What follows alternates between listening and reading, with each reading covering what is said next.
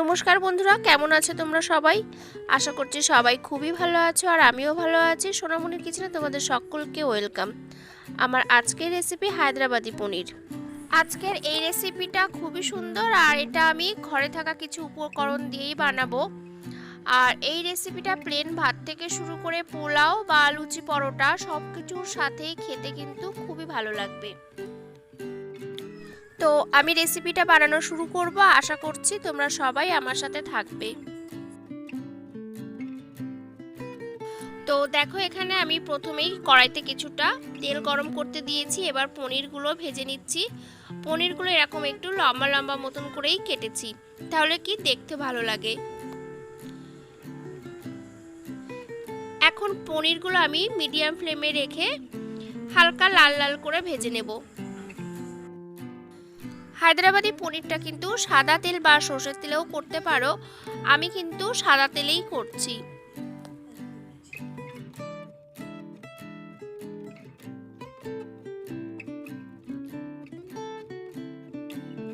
দেখো, পনিরগুলো সুন্দর সোনালি করে ভেজে নিয়েছি। এবার এগুলো তুলে রেখে দিচ্ছি। পনিরগুলো তুলে আমি এখানে 10-15টা মতো কাজু ভেজে নিচ্ছি।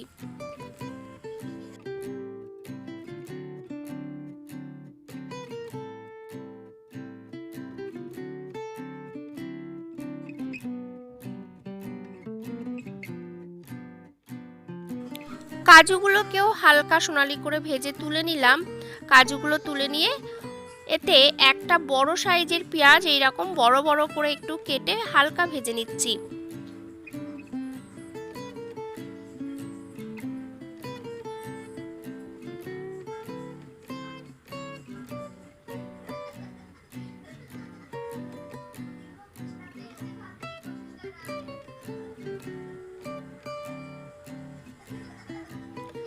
পেঁয়াজটা হালকা একটু ভেজে নিয়ে এখানে দিয়ে দিলাম 2 ইঞ্চি মতো আদা কুচি আর 8-10টা মতো রসুন।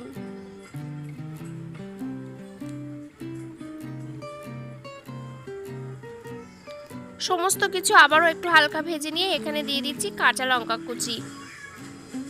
যে যেমন ঝাল পছন্দ করবে সেই রকমই লঙ্কাটা দেবে। এগুলো সমস্ত কিছু একটু নেড়ে নেওয়ার পর দিয়ে দিচ্ছি একটা টমেটো না, আমি এখানে 2টো টমেটো দিয়েছি।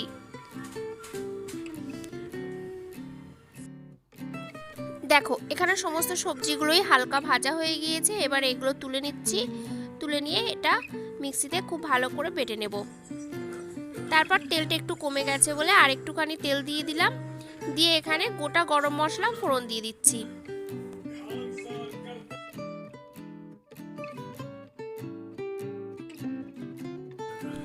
গোটা গরম মশলার থেকে সুন্দর একটা গন্ধ বার হলে যে মশলাটা বানিয়েছিলাম সেই পেস্টটা এখানে দিয়ে দিলাম। এবার গ্যাসের ফ্লেমটা মিডিয়ামে রেখে আমি নাড়তে থাকবো যতক্ষণে এর থেকে তেলটা ছেড়ে দিচ্ছে।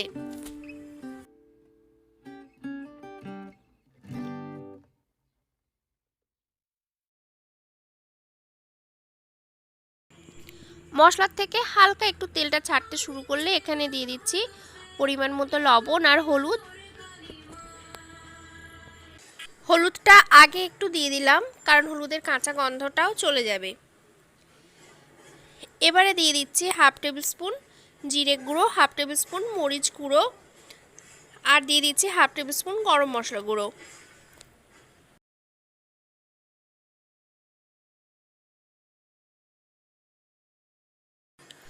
সমস্ত মশলাগুলো আবার কিছুক্ষণ নেড়ে নেবো যতক্ষণ এর থেকে তেলটা ছাড়ছে আর কাঁচা গন্ধটা চলে যাচ্ছে। এর ভাবটা উঠলেই বুঝতে পারবে যে এর থেকে একটা সুন্দর গন্ধ বার হচ্ছে, তখন জানবে যে মশলাটা কষানো হয়ে গেছে। এবারে দিয়ে দিলাম সামান্য একটু চিনি আর সামান্য একটু বিরিয়ানির মশলা।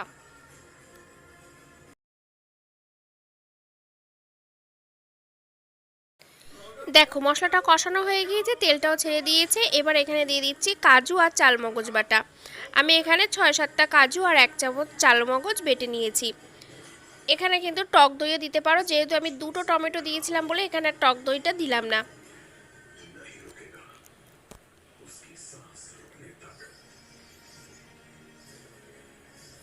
সমস্ত মশলাটা ভালো করে কষানোর পর এখানে দিয়ে দিচ্ছি 3 বাটি জল।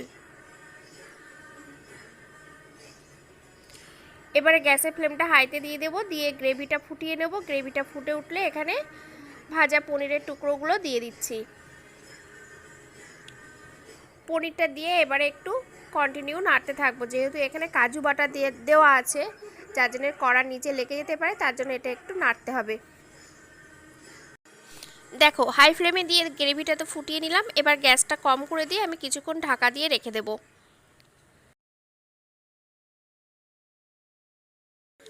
3-4 মিনিট পর আমি কভারটা খুলে এখানে দিয়ে দিচ্ছি 1 চামচ কাসুরি মেথি। কাসুরি মেথিটা দিয়ে আমি আরও 2-3 মিনিট মতো নাড়বো। দেখো আমি এখানে কিন্তু আর গ্যাসের ফ্লেমটা হাইতে দিচ্ছি না। এবারে যেটা নাড়বো বা যতক্ষণ রান্না করতে থাকবো আমি কিন্তু গ্যাসটা কম করেই রান্নাটা করতে থাকবো।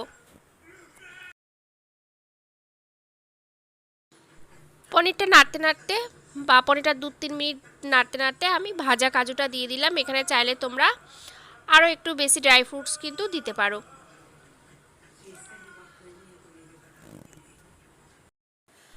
পনিরটা তো প্রায় রেডি, এবারে আমি গ্যাসটা অফ করে দেব।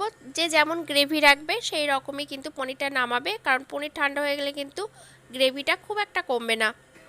আমি রান্না করতে করতে যে মশলাগুলো দিলাম তার মধ্যে একটা দুটো না থাকলেও কিন্তু কোনো অসুবিধা নেই, কিন্তু যে মশলাটা মানে পেঁয়াজ, আদা, রসুন, টমেটো ভেজে নিয়ে বেটে রান্না করেছি সেটা কিন্তু অবশ্যই করবে, তাহলে তার টেস্টটা খুব ভালো হয়।